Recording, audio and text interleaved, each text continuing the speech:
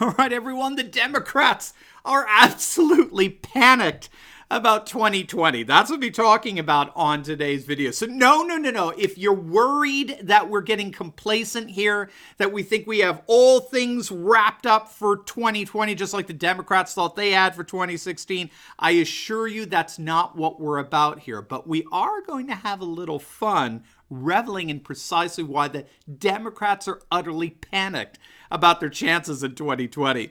But first, our good friends over at Noble Gold would like to remind all of us that we need to be prepared for significant downturns in the market. Now, a major correction has been in the cards for some months now, and during this time, Noble Gold have been getting their clients to buy precious metals as a hedge against their pension funds losing massive chunks of their investments. It's especially important for those with IRAs and 401k rollovers who have no diversified investments, just stocks and mutual funds. Now, it's not too late, but time is running out. If you're worried about where another market crash will leave your investments, then you need to talk to our good friends over at Noble Gold. Give them a call at 877-646-5347 to find out how you can protect your investments and keep your fund intact. 877-646-5347, and make sure to mention my name, Dr. Steve Turley, or click the link below to get your free gold and silver investment guide. What are you waiting for? Click on the link, call that number, get your free gold and silver investment guide today. All right, Michael Goodwin over at the New York Post has a great piece out on just how panicked the Democrats really are about their candidates for 2020. Now, the irony is for the last 3 years, we've seen nothing but wall-to-wall coverage by the mainstream media, which is simply the Democratic Party's communications networks, right? They're all Democrats in the media, at least 90% of them, according to studies.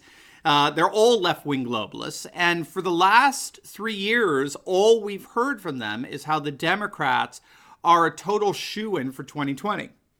Trump's negatives are going to kill him, and there's just no stopping a Democrat from beating him and thus restoring the Obama legacy.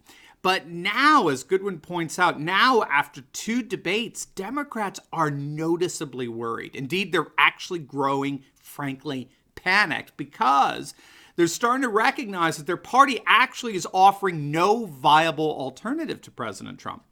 Joe Biden, he's looking awfully wobbly. Did you hear after the shootings in El Paso, Texas and Dayton, Ohio, he offered his condolences to Houston and Michigan. Freaking Houston and Michigan. I mean, this is the guy who's going to beat Trump. The fact is, again, as Goodwin notes, this will be Biden's 3rd attempt at becoming president. And we've never elected a 3rd-timer before. 3rd-timers have a hard time getting elected precisely because of the first 2 times they were rejected. Goodwin likens Joe Biden to Bob Dole. Do you remember the Republican presidential candidate back in 96? You remember good old Bob Dole, right? In 96, that was Bob Dole's 3rd time running for president. We're not counting his vice presidential nomination with Gerald Ford back in 1976, all right? 96 was Dole's 3rd attempt at the office, and he lost it in a landslide. And frankly, everybody knew he would, all right? We don't elect 3rd-timers. And for Biden, things are even worse than that.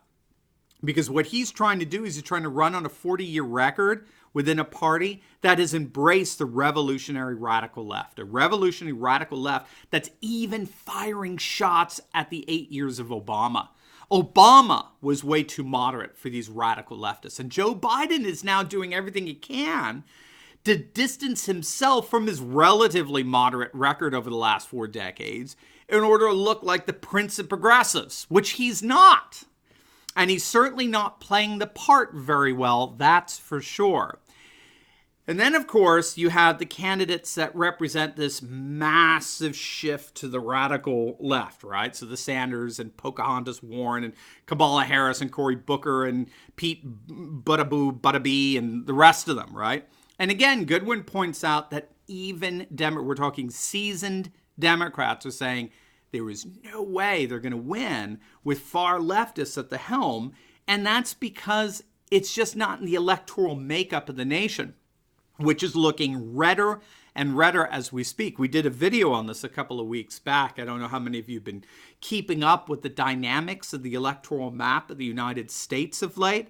But what's so interesting is that the states that played such a key role in swinging the election to Trump, right? These were the so-called blue wall states that were supposed to get Hillary elected, even though she never even campaigned in any of them. So these are Wisconsin, Iowa, Michigan, Pennsylvania. He almost got Minnesota. This blue wall that Trump crushed, he smashed these states, made them turn red for the first time since the 1980s. Well, the demographics of these states appear to be turning even more red, even more populist, even more Republican. The key demographic is whites without college degrees, right? We've talked about this in a number of videos here. That's the data we're finding. We're finding is that those who don't have college degrees are disproportionately more likely to consider themselves conservative and populist and nationalist and vote that way. The voter study group found that white non-college voters comprised 2/3 of Trump's base in the primaries and 3/5 in the general election. Among those who claimed that they wanted to preserve their culture and their traditions, 6 in 10 had actually left the educational system during or after high school, and only 1 in 8 ended up finishing college. All right, this comes from studies compiled by Roger Eatwell and Matthew Goodwin, some British scholars. Hillary Clinton lost among whites without degrees so badly that even if she won Obama's turnout among blacks, she still would have lost. I mean, keep that in mind when people are talking about Michelle Obama coming to the rescue of the Democratic Party. It's very important here. Even if Hillary had received Obama's black turnout, she still would have lost. And that's because of the amount of white voters without college degrees who defected over to Trump. So I don't see Michelle Obama being any kind of savior here, or what's her name? Oprah, right? Again, it's just not in the electoral demographics. During the primaries, Trump won more than 150 counties where at least 8 in 10 people were whites without college degrees. And what we're finding is that this demographic has remained virtually unchanged in states like Wisconsin, Iowa, Michigan, Pennsylvania. And given that there were over 200 counties in these states that voted for the Democratic candidate by a 20-point margin in every single presidential election since Mondale, who then switched and voted for Trump by a comparable 20-point margin, there seems to be little hope of any flip back to the Democrats among these current crop of candidates. Trump could lose Pennsylvania and Michigan and still win the election. It gets even worse. It gets even worse for the Democrats. And that's because the two swing states that always determine who will be the next president are Ohio and Florida. Okay, virtually no candidate has successfully won the presidency without winning these states. And both states are now solidly in the Republican fold. Ohio is following the trend along with the formerly blue wall states. Ohio went solidly red in the midterms in 2018. They won the governorship. They won the lieutenant governorship. They won the attorney general. They actually swept the 4 down-ticket races in 2018, and they retained their veto-proof majority, their supermajority in the state legislature. And a similar result happened in Florida, where the Republican candidates for both governor and Senate won rather decisively, again, in a midterm where the Democrats did relatively well. So this fact that the two most important bellwether states that predict who will be the next president, the fact that both of them have gone solidly red, does not bode well for the Democrats. And so there is good reason why the Democrats are beginning to panic. Their candidates are completely out of line with the electoral realities of 2020, which are increasingly showing themselves to be solidly in favor of President Trump.